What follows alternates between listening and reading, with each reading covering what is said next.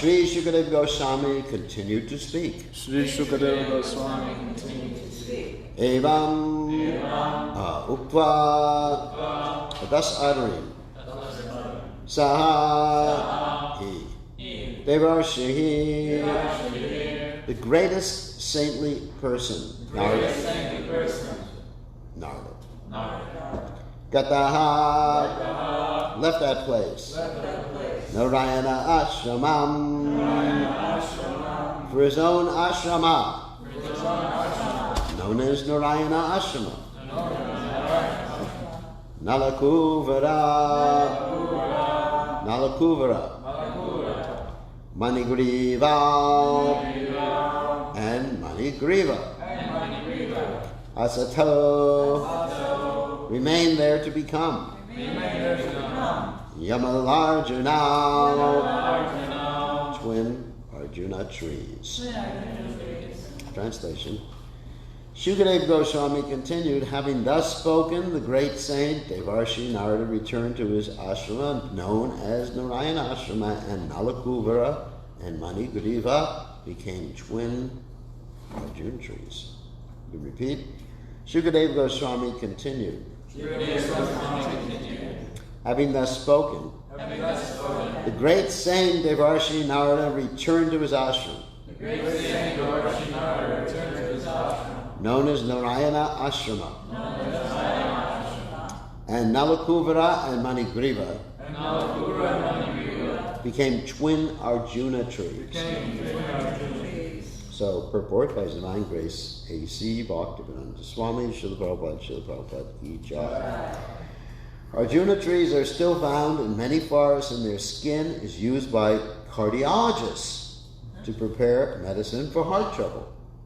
This means that even though they are trees, they are disturbed when skinned for medical science. So, the short purport and just not directly related to the subject matter. So we're going to go on to the next two verses. And the second verse here has a large purport. So text 24. Rishe Raghavata Mukyasya Satyam Kartam Bacho Vadiki Jagama Shanakayistatra Yatrashtam Yamalarjuna. Supreme Personality of Godhead, Sri Krishna, to fulfill the truthfulness of the words of the greatest devotee Narada, slowly went to that spot where the twin Arjuna trees were standing. Finally, text 25. Devarshir me priyatapo yadhimal dhanadadmajao tattata sattayashyami yogitam tan mahatmana. Although these two young men are the sons of the very rich Kuvera, and I have nothing to do with them, Devarshi Narada is my very dear and affectionate devotee, and therefore, because he wanted me to come face to face with them, I must do so for their deliverance. So, purport by His Divine Grace, A.C. Bhaktivedanta Swami Srila Prabhupada Ki Jai. Nalakuvara and Manigriva actually had nothing to do with devotional service or seeing the Supreme Personality of Godhead face to face, for this is not an ordinary opportunity. It is not that because one is very rich or learned or was born in an aristocratic family, one will be able to see the Supreme Personality of Godhead face to face. This is impossible. But in this case, because Narada Muni desired that Nalakuvara and Manigriva see Vasudeva face to face, the Supreme Personality of Godhead wanted to fulfill the words of his very dear devotee Narada Muni. If one seeks the favor of a devotee instead of directly asking favors from the Supreme Personality of Godhead, one is very easily successful. Srila Bhaktivinoda Thakur therefore recommended Vaishnavattakor Tamara Kukura Vulya Janaha More. Krishna say Tamara Krishna Dite Para. One should desire to become like a dog in strictly following a devotee. Krishna is in the hand of a devotee. Adurlabhamatma Bhakta. Thus, without the favor of a devotee, one cannot directly approach Krishna, what to speak of engaging in his service. Narottama Das Thakur therefore sings Charya Vaishnava Seva Nishtara Payeche Keva. Unless one becomes a servant of a pure devotee, one cannot be delivered from the material condition of life. In our Gaudiya Vaishnava society, following in the footsteps of Rupa Goswami, our first business is to seek shelter of a bona fide spiritual master, Adal Guru Vashraya. So, Om Gana Timadanda Shah Gananjana Shalakaya Chakshurun Miditam Yena Tasmai Shi Gurave Namaha. So, of course, we find from the Brahma Samhita, Yastundra Gopam Ahal, will come out that from Indra to Indra Gopa, they're all under the influence of karma.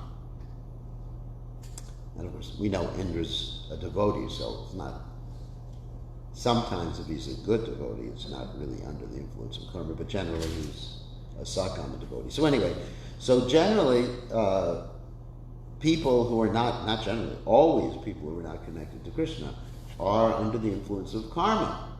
And it's a verse in the Gita, Nahitaschit Chanamapi Jatutishtiti Karma Karyate Yavasa Karma Sarva Prakriti Jayagana. Everyone is forced to act as helplessly according to the impulses born in modes of material nature. And one who wants to see things as they are sees as just the modes of nature acting, and that's it, ain't nothing else happening in this world.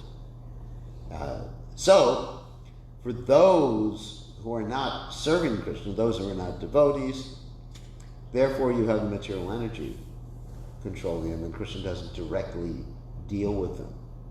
I mean, I understand Krishna's in the heart as the super soul, and he's giving Mata Smritu, Jnana Vipo, and Ancha, intelligence, remembrance, forgetfulness, but he's not directly dealing with them, other than giving them intelligence, remembrance, and forgetfulness. It's the material energy, it's the demigods, that's it.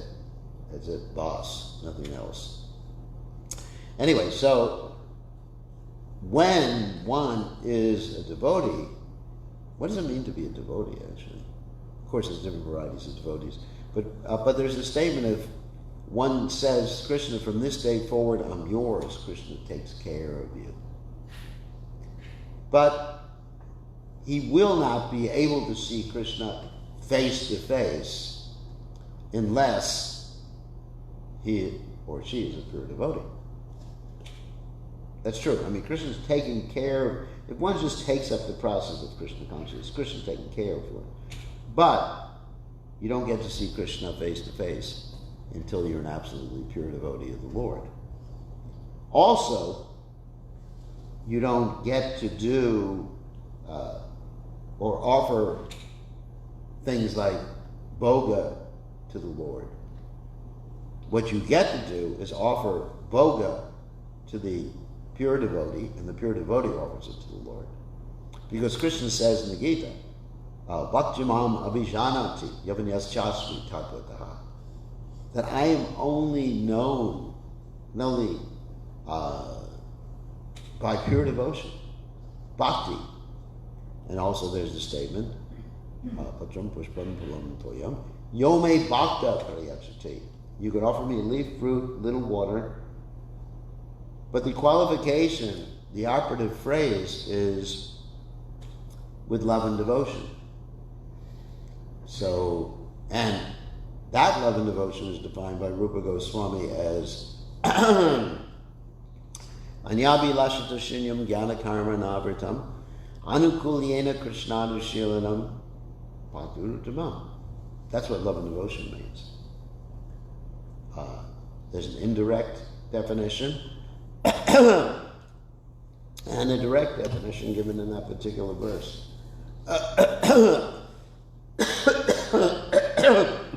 Excuse me. The indirect definition is it's devoid of jnana karma and avritam. In other words, it's devoid of a fruit of desire, fruit of interest. Fruit of interest means something gross you want. Not gross in terms of disgusting. But let's say if I want a Tesla, or if I want a whatever, anything for myself, other than the bare necessities, then that's the fruit of desire. If I want anything for myself, just like yesterday, so one of our members said, Maharaj will build you a house. I said, I don't care about it. He said, you need a house when you get older. I'm still young, I'm only 70, what do you want? So, I said, let's get the temple done. So, one thing before another, you just have the priorities here. So it's Krishna. So anyway, so if you have any desire, that's, for gross things, it's fruit of desire. Fruits. And then, Yanakarma Manabhritama. So any desire subtle desire would be something like liberation. Generally, jnana is defined as liberation. Or even like knowing things. Let's say if I have a desire, for example, sometimes I have the desire to know how the cell works. Because I'm dovetailing that in Krishna's service and trying to show that life comes from life.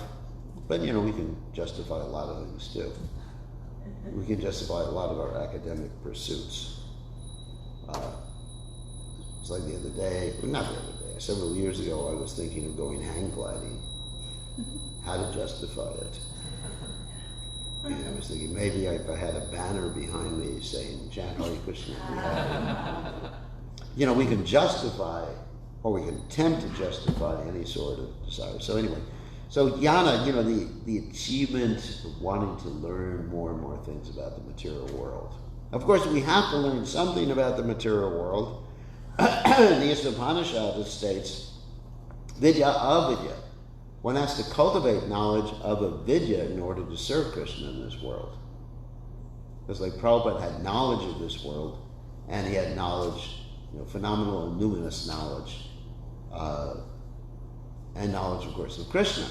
And that enabled him to carry out so many things. I mean, Prabhupada knew English. Prabhupada was an expert in negotiation. The devotees got cheated in India, and Prabhupada called them damn cheap babus because they got cheated in India. And Prabhupada never got cheated. Prabhupada knew how to deal with Mr. Nair very expertly. Prabhupada knew how to design temples. Prabhupada knew how to manage the movement. Prabhupada knew how to set up a GBC. I mean, Prabhupada had so much knowledge of this world. He was expert. That's daksha, one of the qualities of a pure devotee. So we do need some knowledge, but if one is simply interested in knowledge for knowledge's sake, just like it's described, even with spiritual subject matters, Rupa Goswami describes one should not be anxious to read too many books or accept too many disciples like that, because it may not be pure. You just want to read too many books to impress people. Be able to recite so many verses. You learn so many different. You learn so many drum beats. Boom, boom, boom, boom, boom. Why? Because wow, you play the drums so nicely. Some lady will come up. Oh, hey, you're just a wonderful drum player. Finally, someone appreciates me. So. That's a very pointed point. So anyway, so this is jnana karma navrita. So these are the negative definitions. It's devoid of those things. And then Rupa Goswami says, anukulyena krishnanushilanam. It's done in a way that's active. It's done. There's three qualities. You're active in doing it, not that you're just dreaming at night of building a temple. Yeah, I built a temple last night on a subtle platform. Or at least on my computer. Yeah, I'm serving Krishna because it says that if you just meditate on devotional service, you get the same benefit, right? You heard that before? I'm like that Brahmin who offered sweet rice to the deity in his meditation. Of course, I didn't burn my finger while I was doing that. And Krishna took him back to God. No, I mean, actually, you have to be active. I mean, use your gross body in serving Krishna. And then in addition, one has to do what Krishna wants, not what you want to do for Krishna. You know, like that great devotee John F. Kennedy said, ask not what Krishna can do for you, but what you can do for Krishna. It's a quote from Kennedy, actually. I substituted two words there. So, and then also the last quality is you have to do it with a spirit of desiring to please Krishna at every second while you're doing it. In other words, you can't forget it.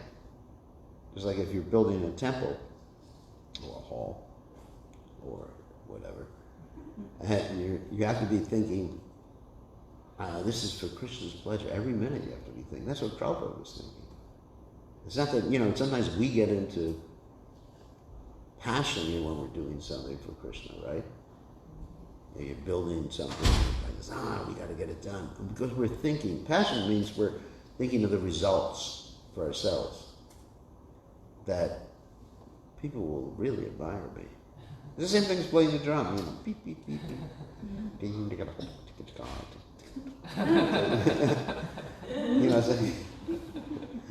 So you're doing something. I mean, many times you're not just the drum or chanting or, whatever, or decorating the temple or something like that. We get into passion. Passion means the results. And one of the proofs that we get into passion is that when things don't go right, then ignorance starts to rear its ugly head. We get angry.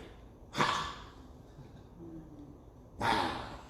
You rascals, So, anyway, so that's evidence of passion. So it has to be done with the spirit. Every single second you have to think, I'm doing this to please Krishna. I'm doing this to please Krishna. It's not simply you're doing it, but you're doing it to please Krishna. Even while you're driving your car. Actually, even in the Bible it says, while thou rise us up, while thou sit us down. There's this whole example given. One has to be doing it with that devotion. So that's what it means to be a devotee, and therefore that devotee can see Krishna face to face, who has those qualities. And Yabhilasha Shunyam Jnana Karma Navatam Anukulyena Krishna Vishimana Bhakti. So until we come to that point of seeing Krishna face to face, being able to just like say, hey Krishna, here's food for you, then we need to have the attitude of serving the spiritual master. And that attitude, of course, continues even after seeing Krishna face to face. Not that one says, now I see you face to face, Krishna. Bye-bye, Guru Maharaj. You were good while you lasted. I probably call that the Mayavad philosophy, where you step on the head of the Guru. In other words, the Guru is like one of the steps to Krishna. It's a process. It says the first business is to seek shelter from bona fide spiritual master, Guru Vashraya. So you seek shelter and get Krishna. And okay, bye Guru. It's time to serve Krishna and dance with Krishna. But actually, we're chanting every morning, Nikunjayuna Radhikeli Siddha, that the spiritual master arranges.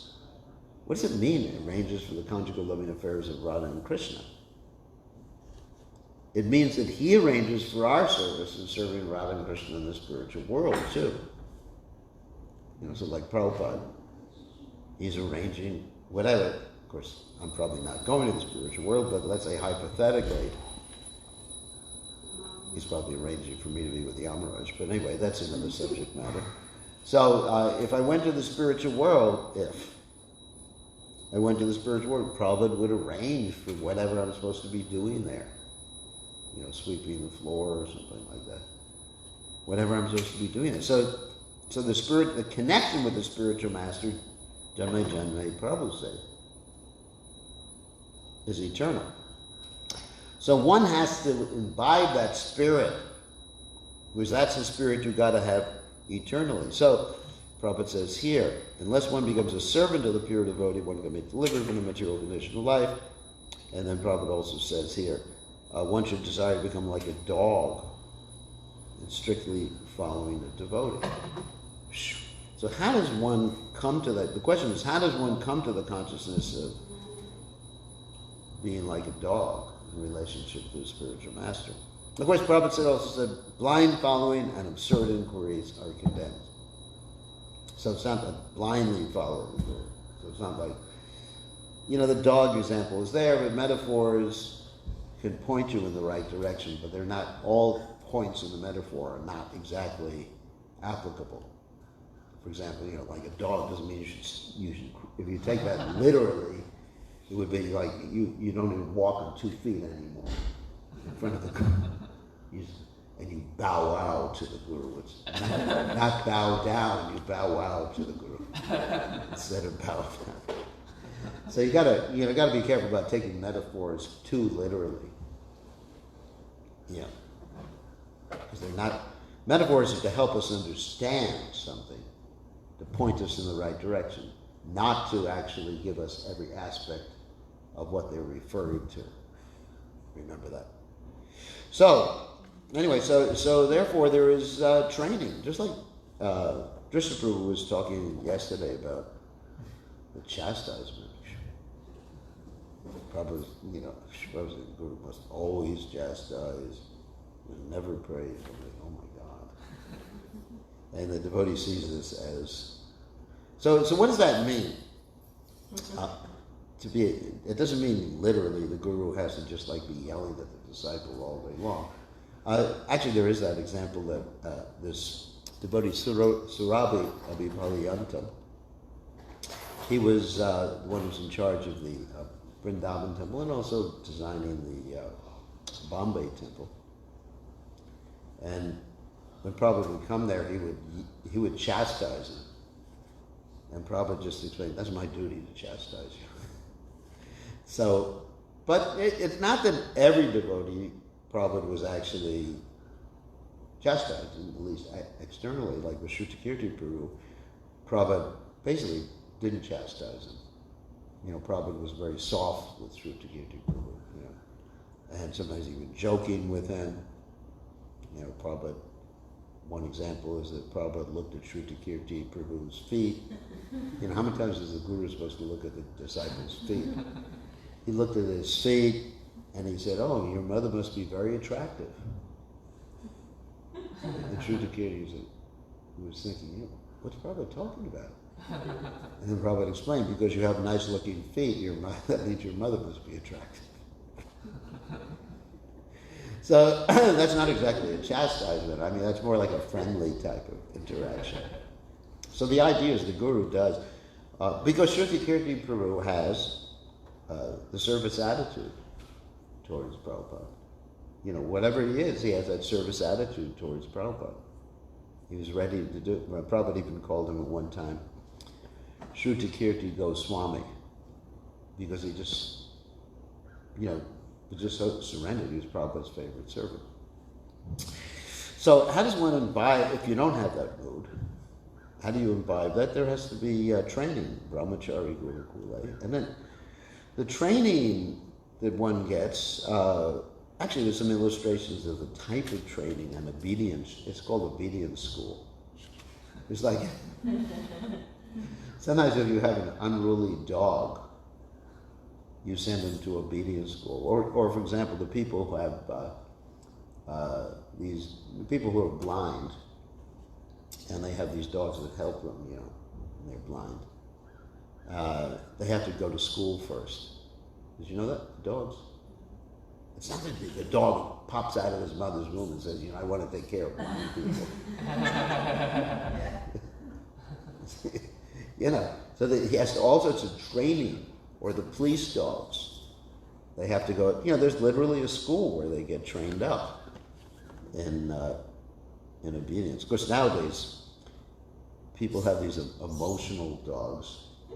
I mean, just recently while you're flying, as I'm flying the preponderance or the number of dogs that people are walking around with in the airport has just increased like hundreds of percentiles.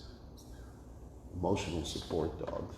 Yeah. So here's this lady with a big German Shepherd, emotional support. What kind of emotional support are you getting from a German Shepherd?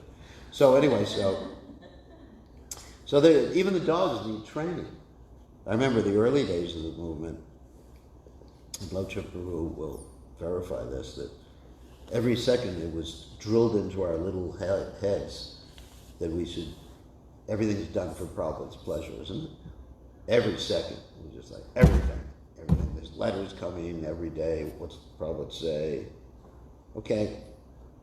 Prabhupada says, you only eat once a day. Okay, we're only going to eat once a day. Prabhupada said, everyone go out Sankirtan, lock the door of the temple. Okay, lock the door of the temple. Everybody go. Ours is not to do or die. Ours is not to question why. Ours is but to do or die. It's like army training. Prabhupada said this. It's like army training. And, Prabhupada said, Mangalarti. Okay, Mangalarti. Prabhupada said, anyway, it was like that in the early days. It's not quite like that right now.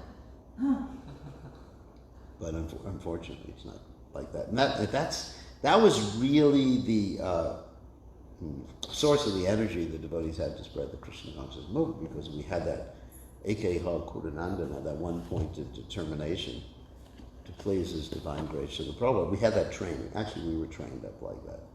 There was basic training, although, there wasn't a manual, here's how you deal with a new devotee. There was a new devotee manual, but, most temples didn't follow it. There was a new bhakta manual, where you got points for shaving off someone's sika. Remember that? There's a new bhakta newsletter, like if you sika points, if you got someone to stay overnight at the temple because you removed the spark plug wires from his car, then you got certain points. But basically, it really wasn't like a sophisticated training manual in most of the temples. It was just, and you serve it. And just like when I joined the movement, in Gainesville, Florida, we had to live in a room with like 20 other men. And at one point I was in the Brahmacharya ashram in Los Angeles, and there were like 50 people living in one room, sharing the same clothes, the same socks. And as I mentioned many times, you were lucky if you got a matching pair of socks the same color. Because there was just one big vat. You understand? Big vat with socks, another big vat, cardboard box, with dhotis, another one with shirts, not kurtas. We didn't have kurtas in those days. And everybody shared the same tilak, of course. And the toilets didn't have any seats on them. Isn't it? There's no question of seats. And most of the times the toilet didn't work, so you had to empty it with a bucket. Not empty it, but you had to pour a bucket in to flush it. And it was training. We're doing this for Prabhupada, austerities. Prabhupada actually said that's how devotees should be trained, so they get to love austerities. So, for example, when we came here to North Carolina, we basically had to live outside the woods for 2 years. And the devotees who had been trained up nicely, well, there was just one besides me, they stayed, and the other ones said it was too much for us. Because it's for Prabhupada. It wasn't, to me it wasn't austerity, it was actually pleasure. We even I mentioned to the devotees last night that we had to sometimes get our food from the dumpsters in the back of supermarkets. And the devotees couldn't afford boots, so we had to put plastic bags around the shoes. But it wasn't miserable, because you're thinking, we're doing this for Prabhupada. This is my offering for Prabhupada. And then it's easy. It's actually easy to do things as long as you have the physical capacity or capabilities. Obviously, sometimes if someone's injured or disabled, their ability is less. But Prabhupada said the success potency is there in the order of the spiritual message. So that was the consciousness. I mean, in the traditional Vedic system, the disciple would live directly with the guru, and he would get trained up in obedience directly with the guru, just like the example in the Mahabharata of this one disciple. I tell the story all the time. There's one disciple who was overweight, and the guru wanted him to lose weight. And so, nowadays that would be called fat shaming. You probably you get social services coming and arrest the guru or something. Isn't it? You can't say that to disciples anymore. You can't say, you're challenged in that particular regard. No.